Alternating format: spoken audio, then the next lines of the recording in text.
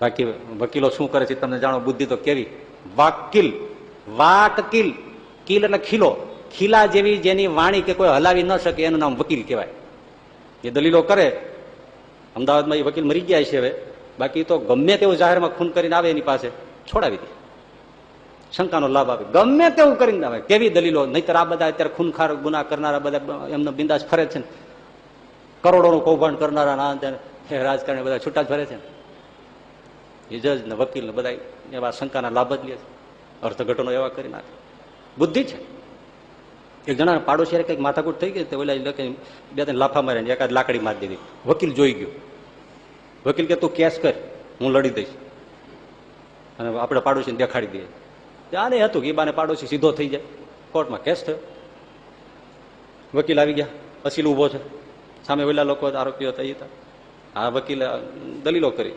જજને કહ્યું, મેજસ્ટ્રેટ, હા, મારા અસીલને એવી રીતે બેરહમીથી મારવામાં આવ્યો છે. પેલા એને ગળદા પાટુથી મારવામાં આવ્યો છે, પછી એને લાકડીઓથી પ્રહાર કર્યો છે, એના માથામાં લાકડીઓ મારી છે, પીઠ ઉપર લાકડીઓ મારી છે. માથા ઉપર લાકડીઓ મારવાથી એની યાદ શક્તિ ગમે ત્યારે ખતમ થઈ જવાની પણ શક્યતા છે, અને પીઠ ઉપર માર્યું હોવાથી એને ગમે ત્યારે જ્ઞાનતંતુનો રોગ લાગુ પડે તો એ હાલી પણ ના ચાલી શકે, ચલી પણ ના શકે, અને કંપવા પણ થઈ જાય, સ્મૃતિભ્રંશ દોષ થઈ જાય, મગજની બીમારી લાગુ પડી જાય, માથા દુખવાનો એને રોગ પણ થઈ શકે.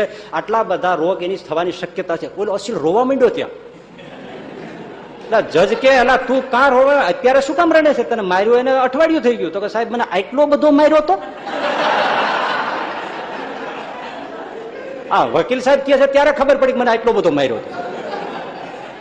જો હવે એક જણાને કઈ માર્યું છે, થોડું કઈ વાગી ગયું છે, તો વ્હીલચેરમાં ઓલો વકીલ એને અસીલને લઈ આવ્યો.